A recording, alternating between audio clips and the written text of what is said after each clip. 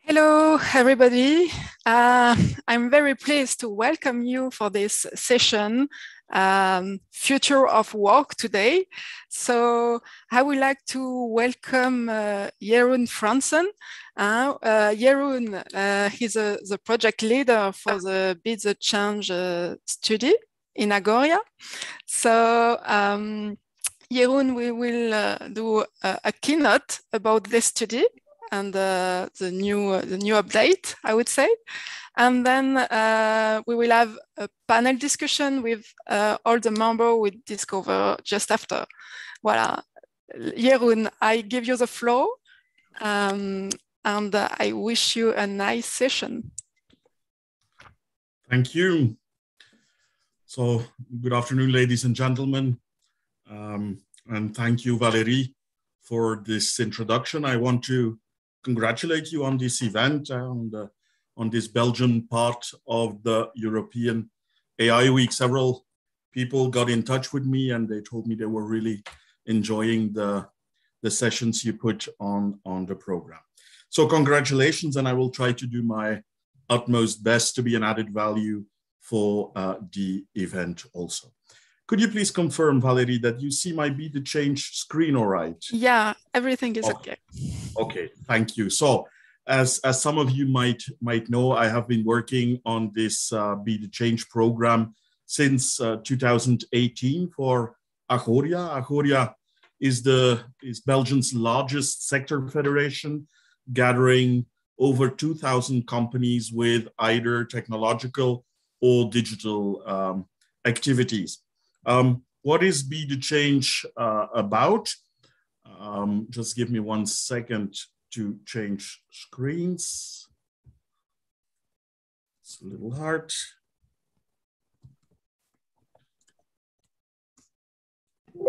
Okay, so what is Be the Change about? We wanted to draw the specific impact of digitization on the whole of the Belgian labor market. We wanted to do that both from a quantitative perspective, which jobs will disappear, which ones will be in higher demand. And we wanted to do that also from a qualitative perspective, which skills will have to be developed over the next 10 years. I will start by briefly explaining you how we worked, and then I will come up with 3 macroeconomic situations requiring our full attention. And after that, after the macro part, we take a small dive into the micro level, the more specific AI context. Let me start with the main mission we had with the Be the Change program. We wanted to create a situation in which our country could anticipate as good as possible to changing situations. And we wanted to do that in a way that we could both increase prosperity and well-being of as many people as possible. In fact, that is what be the macroeconomic level of prosperity for our country, and the microeconomic level, the well-being of a maximum number of people. We did that based on 3 data lakes. 2 of them are quantitative, 1 of them is rather qualitative, and I'm going to describe it very briefly for you. First data lake is about labor demand. We gather in such a way that we are able to say who is working in our country, in which sector, in which region, and in which function. That's what we call the labor force baseline. So based on this baseline, we tried to link them with economic growth prognosis we got from the National Bank of Belgium, the Federal Bureau of Planning, but also from, for instance, Oxford Economics. and linking this labor force baseline with the economic growth prognosis permitted us or allowed us to estimate how the labor demand would evolve over the next 10 years, again, sector per sector, region per region, and function per function. So that's a first data set. I'm going to show you some data samples afterwards. Second data set we worked on is about supply. Who is able to work? So at this moment, who's working, who's looking for a job, or which are the people, or how many are the people on active age level, so between 20 and 64. And then based on this yet another baseline, the actual situation, we got to dive into the situation by 2030. Of course, the parameters for that are demography, migration policy, the results of the educational system, and the retirement age. Those are the parameters we took into account. So we got also an idea on who will be able to work by 2030. And then there's the third data lake, the third pillar of Be the Change. And that one's about what are the essential skills in a digitizing world. We came up with a skill set of 27, and we put them in a matrix with over 100 job profiles. And profile per profile, we determined what the actual skill level should be. But then again, we had the 2030 perspective. We also determined what would be the necessary skill level by 2030. So this is the methodology of the Be the Change study. And I wanted to share that with you. Let me confront you now with three major macroeconomic challenges. The first one is about the need for workers. A lot of companies, we all live this situation, are faced with high pressure on available resources. And this chart shows you the worst case scenario if we do not come up with specific, drastic, and far-reaching actions. At the left of the chart, you see that at this moment, we face over 150,000 open vacancies. Numbers show us that labor demand will increase by 0.6% every year for the next 10 years. Yet labor supply is going down. We see a decrease, a small decrease in labor supply based on our demography mainly. But of course, the fact that we have a growing demand and a decreasing supply, and that we are already faced with a large amount of open vacancies, causes that by 2030, if we don't take any activation actions, we would be facing over 540,000 unfilled vacancies, open vacancies. And if I translate that in gross domestic product and GDP, then this would mean 60 billion euros by 2030. So that's the first challenge, activation. We should activate and find people to fill in these vacancies. Second important conclusion is that productivity in our country is no longer growing. Belgium has a rather high productivity. We're number 2 in Europe, but the productivity is stagnating. That's different when we compare it with the past. And that's also different when we compare it to the countries, to our neighbor countries, in fact. So that's really a point of attention, as productivity is one of the most important elements in the competitiveness of an economy. In the second part of my exposure, we will we will try to link AI and the productivity challenge. And then the third evolution, during COVID, we all lived the situation that we needed to develop more digital skills, and more specifically, I wanted to draw your attention to the fact that before COVID, for every low-skilled job, that we were looking for 3 high-skilled workers. After the COVID period, this balance is 1 low-skilled job for 5 high-skilled workers. So we see that the demand of high-skilled, high-qualified profiles is getting more and more important. Based on the third analysis, we saw that several profiles should evolve and should go and excel in a digital way. Other profiles needed to go through an intensive digital track. Some profiles should really need a digital immersion. I'm not going to quote all of them. And then there are some profiles that should develop a really solid digital base. For instance, bartenders, for instance, waste collectors, caregivers. And then I want to show you this important slide. The profiles that will escape digitization is, it's an empty slide.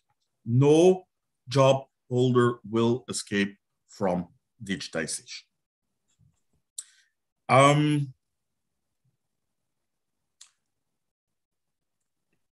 going to start landing now by trying to provide you with some deeper insights on the specific domain of digital expertise and artificial intelligence. This one I'm going to skip, but this one I'm going to explain to you. The graph shows the number of digital experts working in Belgium through several sectors. Labor demand for digital experts by 2020 was 207,000 people, workers, close to 208,000 digital experts. This demand will evolve, will increase, and we will be looking for 267,000 digital experts by 2030. So we are looking for 60,000 digital experts extra compared to the actual situation, meaning 6,000 per year. If you look at the numbers specifically for the ICT sector, then you see that in 2020, we were 85,000 digital experts, and that by 2030, we will need over 100,000. So it's a plus 15,000. Yet, it's not only the ICT sector that is looking for digital experts. We're looking for 15,000 when the whole of the Belgian economy is looking for 60,000 over the next 10 years. When I was discussing with Nathanael earlier, 1 out of 2 of these digital expert profiles will need a solid base and excellence in artificial intelligence. Second focus area was about the productivity. And there I want to invite you to, during the debate, exchange ideas on how artificial intelligence could increase productivity, how artificial intelligence could help to get rid of repetitive tasks, dangerous tasks, and to help people in optimizing their human-machine collaboration. Because as the numbers show, in Belgium, we're no longer increasing our productivity. But I think that we should tackle or try to tackle that in the debate later on. And then the third challenge is on upskilling. I explained to you earlier that we came up with 27 crucial skills in a digitizing world. At the bottom right, you see that there are some really technical skills like web design, development and coding, cloud and networks, but also there's a data management and AI sector that is really important in a digitizing world, but also some soft skills, like for instance, empathy. And we can all imagine what empathy is about. But in the context of digitization, empathy also means, if a decision is taken, can we really figure out what the decision is based on? Is it based on a person's decision? Is it based on emotion? Is it based on data? Is it a computer that took this decision? So that's also in a digitizing world a certain form of empathy. For the whole of the Belgian labor market, these are the number of people needing a certain level, either an application or an excellence level for the 3 EI-related skills. Data gathering and data management. 51% of the workers in Belgium needs to apply this skill. 15% needs to excel. Data analysis and visualization, 33% needs to apply this, 12% needs to excel. And then the data-driven decision-making, 30% needs to apply this, nearly or close to 12% needs to excel. And then when you want a deeper dive, a more specific insight on what an AI engineer or a machine learning scientist should be able to do or to know, then I present you this list. This list is based on a search in over 300 million jobs, vacancies worldwide, and based on scraping and NLP principles, we get the most demanded skills, competencies out of the jobs, of the vacancies. So I think that's mainly what I wanted to share with you. The data that we have are on how many digital experts do we need, what are the specific skills they need to excel in digital fields of application or in AI, but also we have a large number of data on what are the AI aspects in every single job in our country. I hope I did some good setting of the scene for the debate with Marie-Pierre and Laurent. So thank you for now.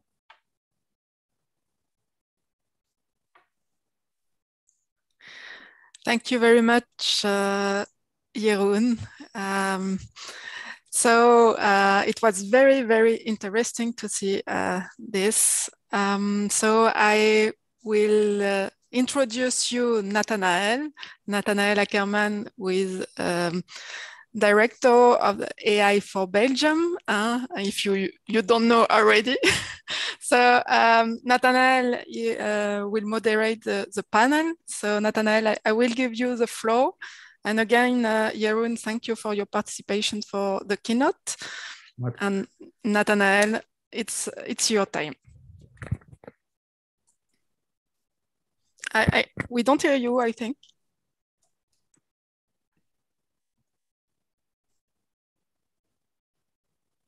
Oh, some issue with the sounds. And maybe, Jeroen, you can unshare your screen. Hello? Maybe. Yeah. Can you hear me now? Yeah. Okay, perfect. Sorry. Okay, so thank you, Valerie. Thank you all for being there. Thank you, Jeroen, for your inspiring speech and all the data you gave us. So maybe I can introduce our panel. So we have the pleasure to have Laurent. So do not hesitate to compliment what I say, but it's a real pleasure to welcome you here.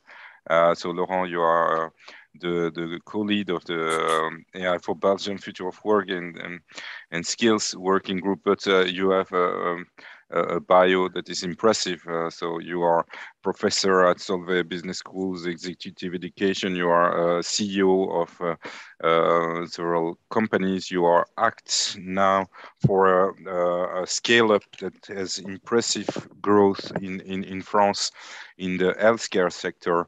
You have been president of the public services. You speak 7 languages.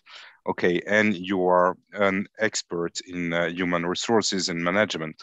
You are also the redactor-in-chief of Philosophy magazine. And okay, I can go. Please yeah. stop. Okay, I stopped here. So thank you for being there. Marie-Pierre, we have the pleasure to welcome you here in Brussels, but you are an expert also in leadership and in learning. So you've launched in France France Apprenante initiative. You are the CEO of The Game, or president of the board of The Game, which is an initiative who teach many different profiles to get more leaderships through gamification, and that is also very interesting. You have participated to some of our previous event. And Rob Rumors, you have been invited also to participate here. Maybe you can introduce you. You are working at the STIB, so the public service, transport public service of the Brussels capital region. Please, you can complement because I don't have your short bio. I am the head of data analytics for STIB, so I'm responsible end-to-end for the data flows and all the initiatives that we take around data. And maybe to kick it off, if that's okay for you, one of the things that we changed is you have from what I learned from you, and you have a very technical view on the whole thing. We say in our department and in STIB right now, we don't want to be data-driven anymore. We don't want to be an electrical bus company either. We want to be insight driven. The data is the fuel for what we're trying to do. So we say that we are post data driven. Okay, that's so great. So I think we can address many questions. So how do you see the future of work in general? Will it be what would be the job transformation we will face? Does every jobs being impacted or not? And I don't know, do you want to react to Laurent, to Jeroen's presentation? No. I think it was fine. I mean, the subject is so broad. I can only testify or witness based on my own experience and not generalize too much. Yeah. Okay. So if you want some feedback from how we attack it, and maybe you have a practical problem that we can talk around. What we see is that these skills, and we don't really we use AI in a very broad term, because we only get budget for AI, but we do machine learning and statistics much more than we do AI. We notice that it's a skill that is necessary in the business as well to get very good at analytics. And to understand, and data literacy, for example, are becoming more and more important. So we're really focusing on that, and we are really inserting a lot of this type of training directly into our business users. It's no longer something that we do only with IT as a very specific job where you need 6 PhDs in order to do it. It's really something that, as a sort of flywheel, will grow and grow, but it's something that we need to invest in actively. So we're also at STIB, for example, looking at how can we change our HR descriptions? We're a government company, so we're a little bit more static and hard.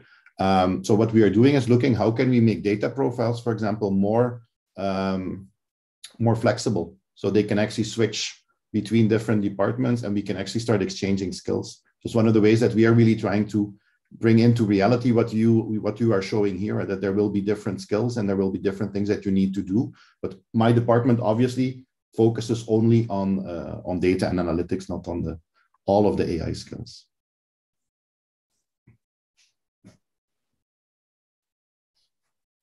Yeah, thank you.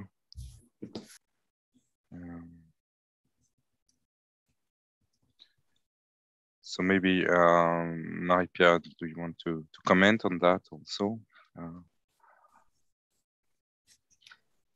I think tomorrow competencies will be IT competencies, of course, but will be also emotional and socio-emotional competencies, because we will need to develop this range of competencies that our modern world didn't help us to develop. We don't know how to collaborate. We are in competition. We don't know how to be creative. We don't know how to express our emotions, which are forbidden into the way we work, into the workplace. So tomorrow's competencies will be emotional competencies, just to master what AI is going to do. So we need to have a solid background to understand what's happening in ethics, in AR, but we will be better with AR if we are able to develop our human skills. So for me, the future of work and the future of competencies is more to focus on how we are human, and what is human is to be able to learn, because everything will be unstable. We don't know what will be the work and the jobs tomorrow. So it's very important to help people to learn and to be more agile, in order to be okay with uncertainty and with chaos, because we will have that and we will have to manage that. It's quite hard because you have to work on your fears. You have to work on common beliefs that are not anymore true. So it's working with everyone's identity. So it's not that simple. It's harder than hard skills to get. So this is, from my opinion, what we have to achieve right now. Yeah, I may add to what Marie-Pierre said. I fully agree with her. Emotional capacity is very important in order to deal with AI. Learn to learn, as she said. I would say also the capacity to reason and think properly. It may seem basic, but I work now at a company which is a French tech scale-up called Alan. We are about 500. We have a huge value, financial value. It's 2.5 billion already. Why? Because we use all the tools available today in order to enable those 500 people to work as efficiently as possible. I don't know if all the tools we use qualify for AI, but it doesn't really matter. The point is that we work very differently from a classic company. One of the key differences is, for example, that everything is transparent. What does that mean? That all the decisions we take, the 500 people, are recorded through different channels like Slack, GitHub, and others. It is transparent. That means that you have access to all the information, and you need to be able to triage, to sort this information very quickly in order to know what is relevant, what is not, etc. This requires some specific skills to deal with the amount of information we process each day. That's one thing. Another aspect is the fact that we work asynchronous, which means that basically we don't have a lot of meetings together. I think that I spend today about 1 hour, 2 hours max a week discussing directly with my colleagues. The rest happens asynchronously in writing with the 500 other people. That's also a different skill you need to develop. It's a great, you save a lot of time because, I mean, those meetings in the classic organizations are really most of the time, 90% of the time, a waste of time. But to switch to a work where you work asynchronously is not so easy as it seems. So typically, for example, what you need to be able to do in order to work in such an organization is to write and think properly. Because any message that you send should be readable, understandable very quickly by anybody within the organization. So you see, I mean, those are basic skills to write and think, right? Without or with AI. But with AI, it takes another dimension. So those are just a few examples I wanted to mention.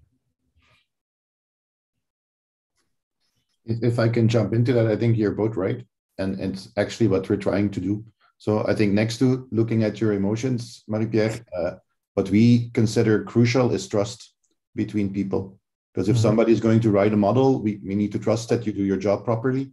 And it's not only inside of the company, it's also wider. And we're the Brussels public transport operator.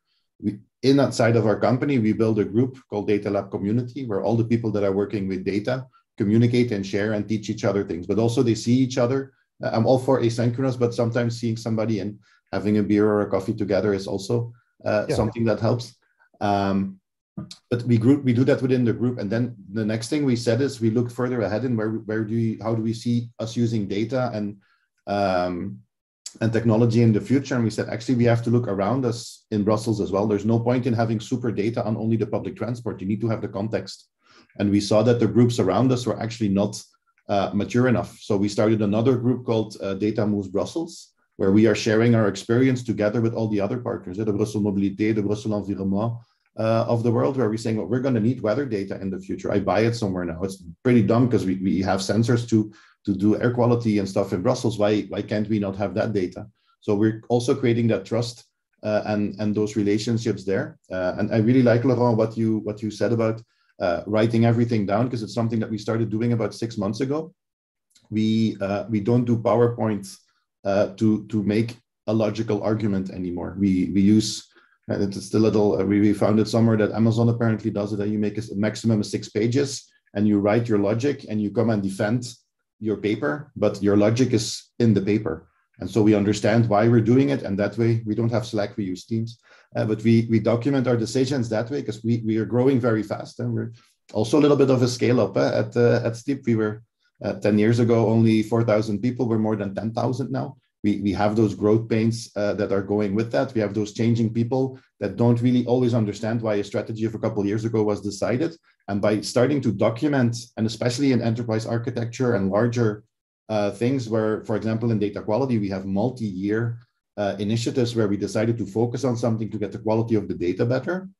Because you have to think we're not a tech company. We have tech. We have a bus is basically a big driving computer, but we have humans that make that do the work around it, that have to log what they are doing. So that quality work, the data quality work, is enormous for us. And we saw very quickly when we started 5-6 years ago with our first steps in data science that most of the data that we have is useless because it's inputted by a human that takes a shortcut somewhere. And then we had a lot of examples where our AI models in the beginning say certain types of buses are really bad because they consume enormous amounts of tires, where other buses are still driving on the original tires. But what do you see? The guy that has to change the tires, he goes to the inventory, he scans the first bus that is closest to him, and then he checks out 60 tires. So there's a lot of work on our side to really explain to people, not only technically what you have to do, but why it makes sense to do, to not make the shortcuts. Mm-hmm. Nathanael, playing back, trust is very important, and that I know my colleagues need it, so I do it for my colleagues. Nathanael, if I may, I think it's important to say that I showed you 27 skills important in a digitizing world, and I have to clarify that it's impossible to unite all of these 27 skills in one person. Yet it is very important to unite all of these 27 skills in one team. And in the past, we have been organizing work based on similarity, the same functions, the same tasks, the same diplomas. And I think that we're evolving towards a situation where we're going to organize work more project-based and are going to look to a series of people with complementary skill sets, people helping each other out on skill levels. So it's not the goal at all to manage the 27 skills I showed you just by one person. A multidisciplinary diversity and complementarity will be key for the work of the future. So if I get your point, if we ask the question, how can we improve the skills of so many people in such a short time, referring to your speech, Jeroen, that means that we have to create teams, complementary teams. I think so. I think that learning, and I'm sorry for that, but that learning perception in our country is rather negative. We're mostly not in a growth mindset. Yet we learn a lot from each other. So peer-to-peer learning should be really pushed. I coached some companies in what I call the 70-20-10 model, meaning that people are spending 70% of their time on their main task, the task or the project they are accountable for, 20% on a diverse project that they facilitate. So their diversification is key, but that people get 10% of their time to prepare for their role for the future in the daily functioning. So 10% of the time, everyone is part of the R&D division of a company. And of course, this personal development, this preparing for the future is best to match the direction the company wants to go. But if you are an administrative support and you know that your job is in danger because of digitization, because of artificial intelligence, you know that you're probably not going to work for the same company in 5 years from now, then this 10% might be used to reskill and to evolve towards another sector. Why not? What we should do is to avoid that these people lose their jobs, become a cost between brackets for society, and then let's hope that they're going to reskill and find a new job. We should really anticipate on that, I think. But that's actually exactly what we did. We even take 20% of the time, not 10%. And if you want to have the very practical example, I started 6 years. I worked for the STIB before as a contractor also. I had a company focused in data before that. But for several reasons, I work internally. There now, 6 years ago, I was the manager of the SAP Business Intelligence Department.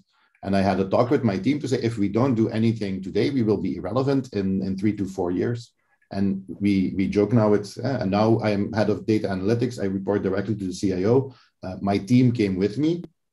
We really completely changed the skills in our team. We did only SAP before. Now we still do SAP, but in the cloud, we completely did our own environment. We do Azure, we do data science. We really experimented together with the team, and we took that percentage. But what I thought was very interesting that you said, and we noticed the same, for that 20%, It's when we say day to day, we know how to do it. We deliver our projects. That's what we get paid for. For that 20%, we use OKRs, objectives and key results.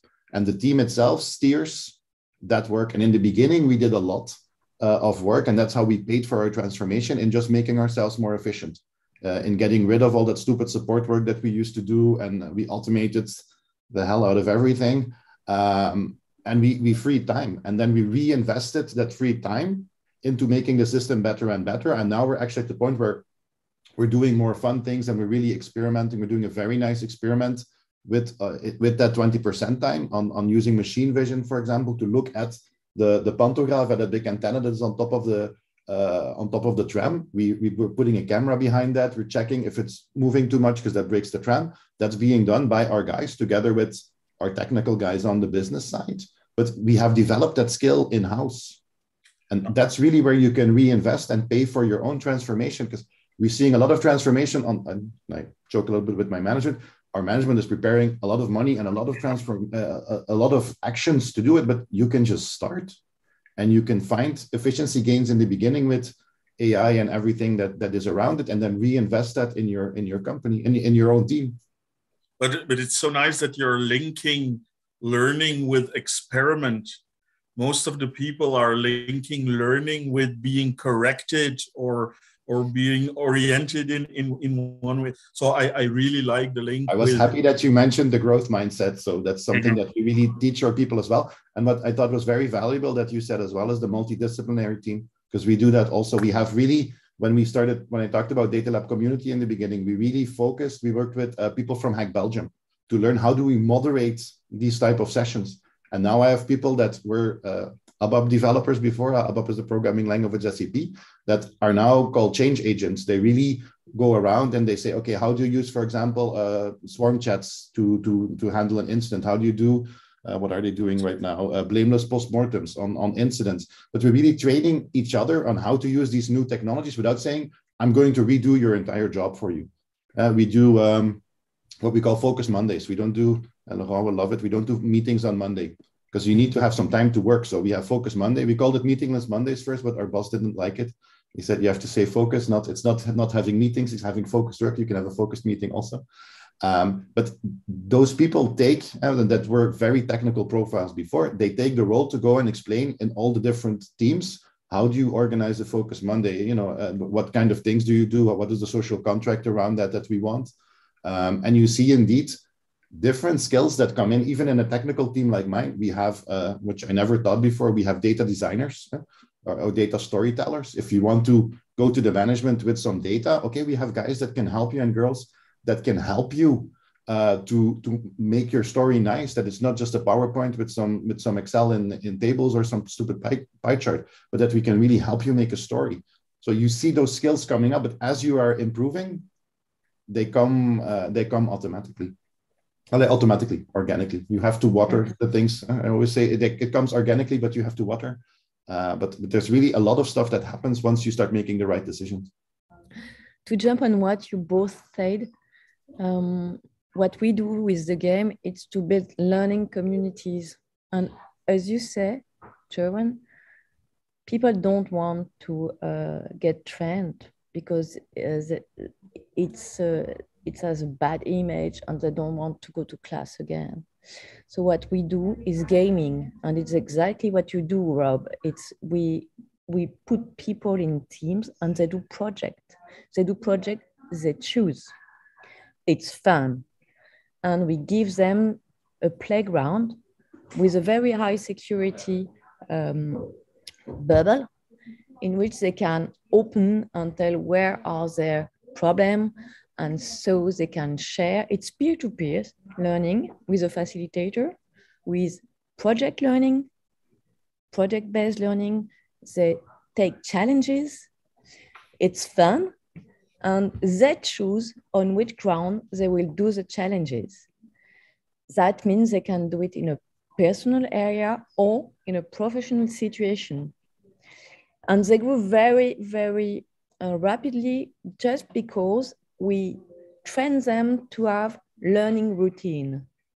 That means I think what I'm going to do, I share with my peer my intention, and they help me to make it better and to improve it.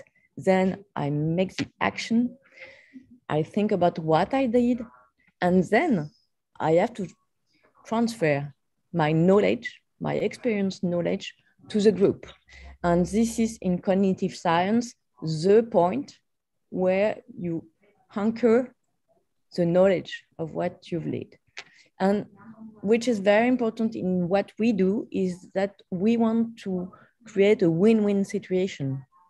So the people in the beginning, we launch an adventure and we say, okay, do you want to be the hero of your life? And they work on their dreams. They work on their fears and their resources, and then they put themselves objectives of learning. And the community that wants to have impact, maybe on further employability of the people in the company, or to be more agile. We have lots of reasons for the community to grow. And what's happening is that the community said, okay, I want people to grow on these points. And then we made a match, which is a win-win. So every people has his own goals. And we worked specifically on what you said, Laurent, critical thinking, collaboration, communication, creativity. And we work also on personal alignment, mind alignment, body alignment, and thinking alignment. So what is incredible is that with soft skills, you can take people from fixed mindset to growth mindset in like 6 months, 2 hours, every 2 weeks. And it's incredible how performing it is. And it's not training. But it is training, in fact, but they do it in a collaborative way. And what we do is when we launch the teams, there is a big party. At the middle, after 3 months, there is a big party and everybody can share experiences and improvement. And at the end, we do it again. So it's really a community that is fun, it's pleasure, it's gaming, it's experiencing in a very safe environment, and people grow very rapidly. And what we think is that for a company, the human plan is a new business plan, because you won't have growth continuing cost cutting. You won't have growth with best processes. You will have growth if people get engaged in your company. If they find a direction they like, if they find a culture they like, if they find a way to get developed and a way to be employable when they go out of your company. When you see Gallup studies, they say less than 15% of the people are engaged in their company. That means they may propose things, they may improve the thing. Less than 15 people, and it's all around the world the same. So that means, and usually the management, of course, because they got the status and they got the money and they got the leadership. So what's interesting is that you can, with a win-win and with thinking that the company may be the personal way, the personal development ground. If you admit that, you can get a lot of productivity and people that will be able to change and to go in another company if they are self-confident on the fact they can be agile and learn to learn.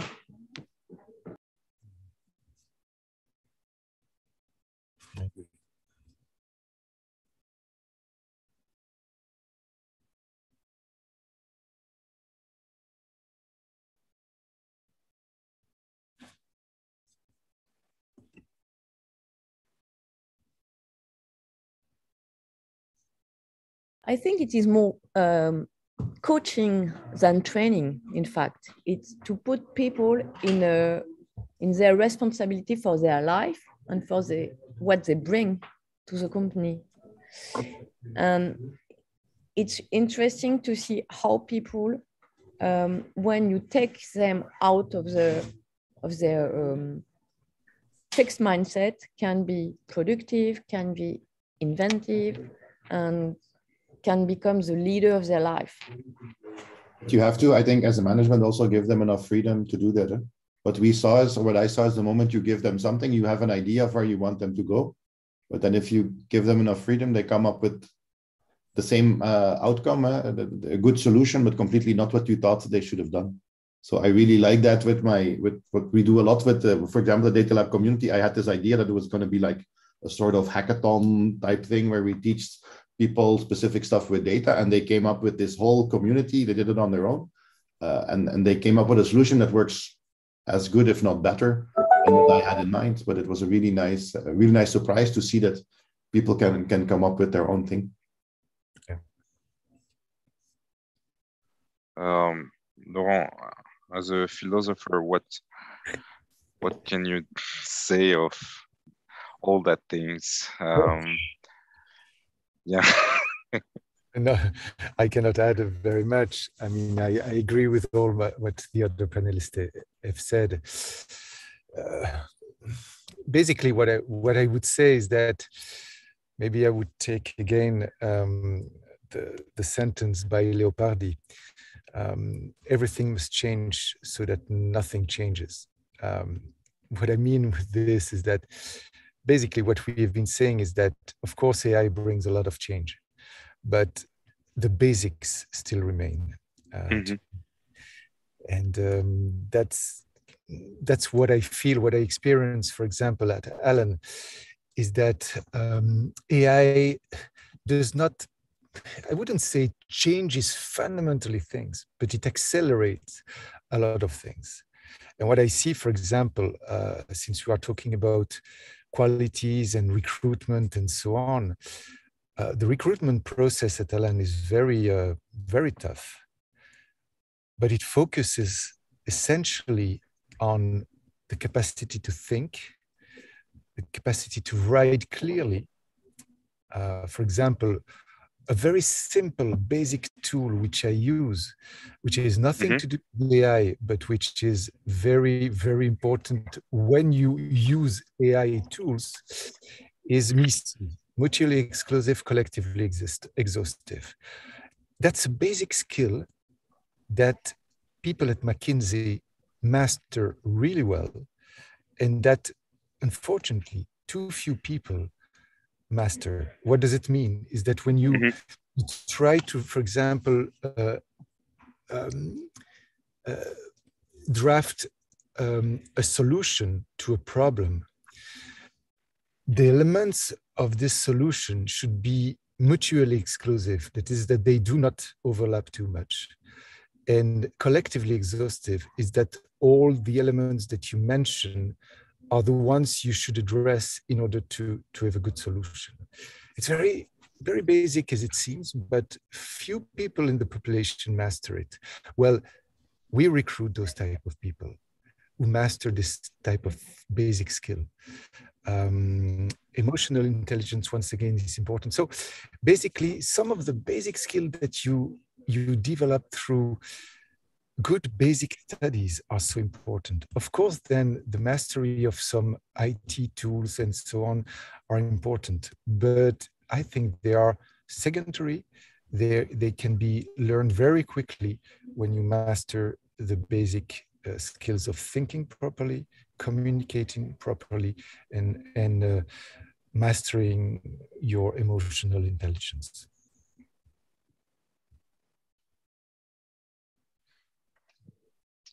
Thank you. Yes, I think you mean that the basic skills are more than ever necessary. Yes. You know, it's not a coincidence that top people in the Silicon Valley do not allow their kids to play around with softwares, IT tools, and so on. They want so what do you think? Yeah.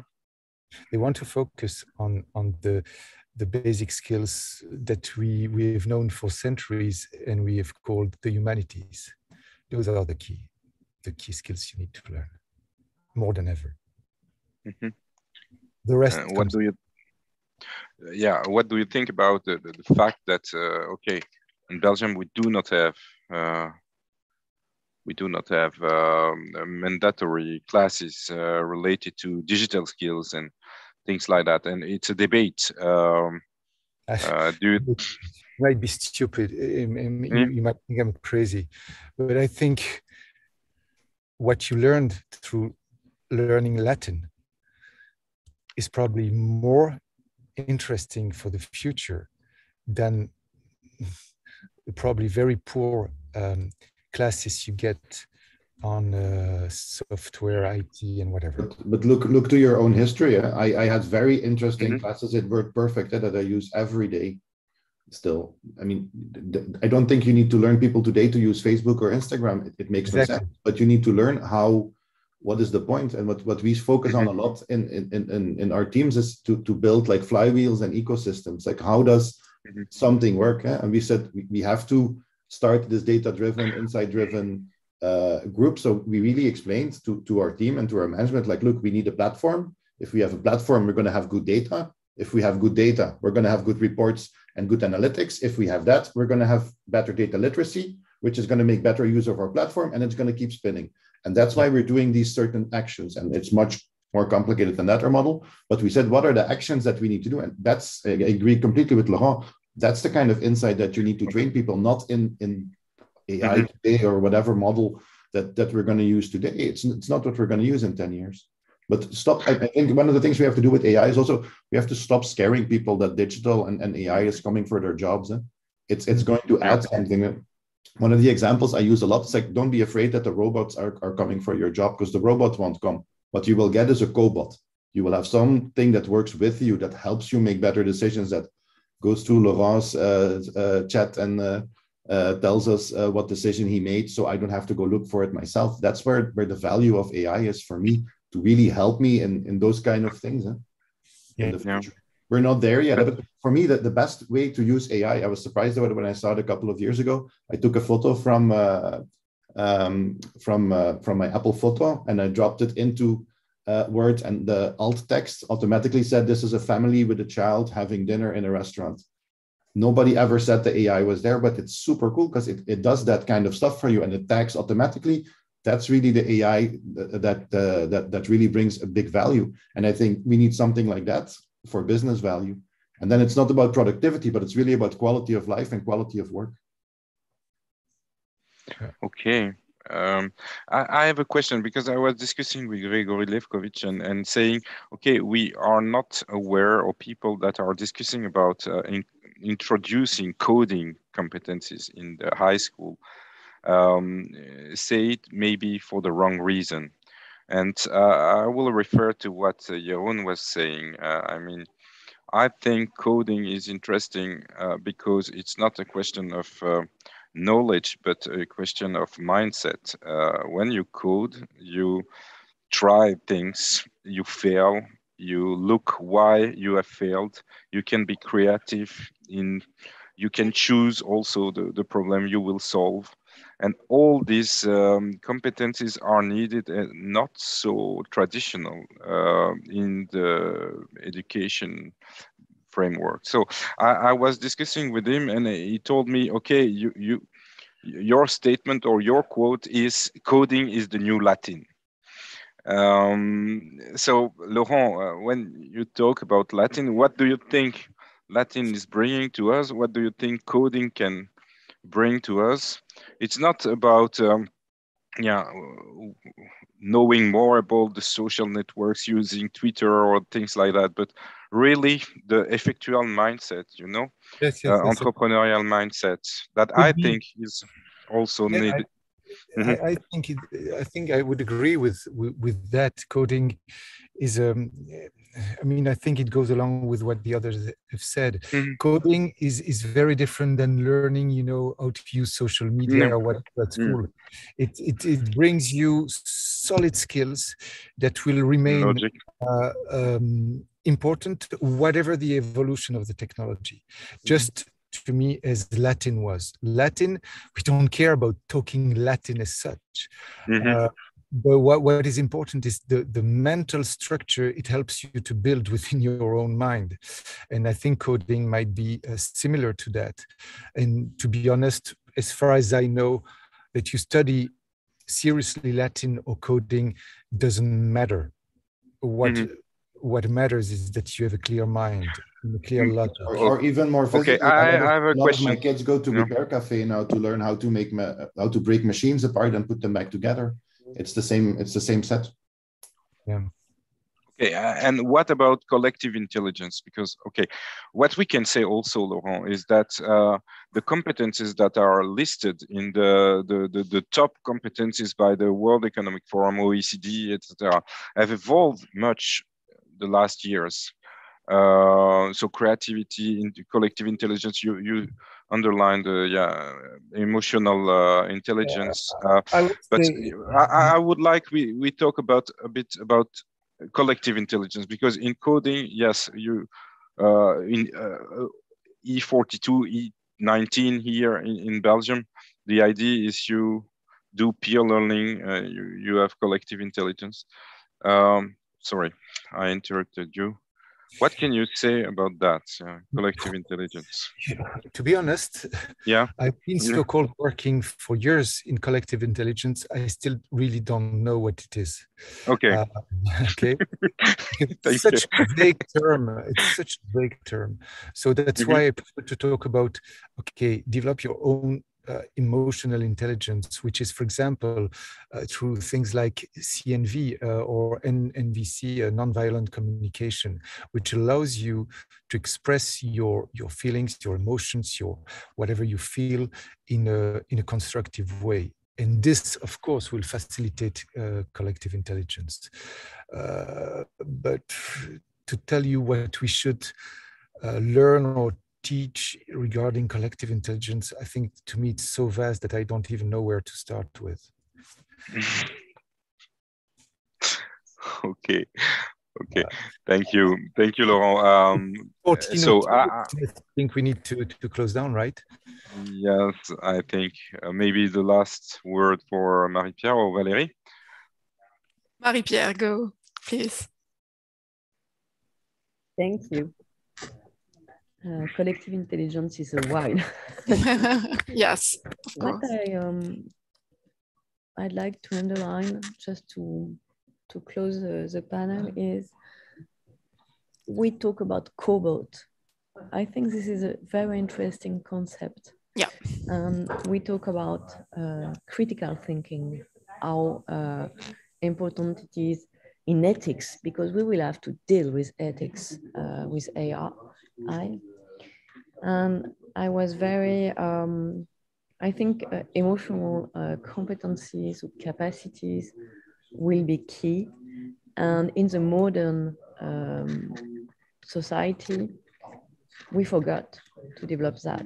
And in France, we don't do that at school. So it's an emergency to put a lot of money on those competencies within the company and within the school.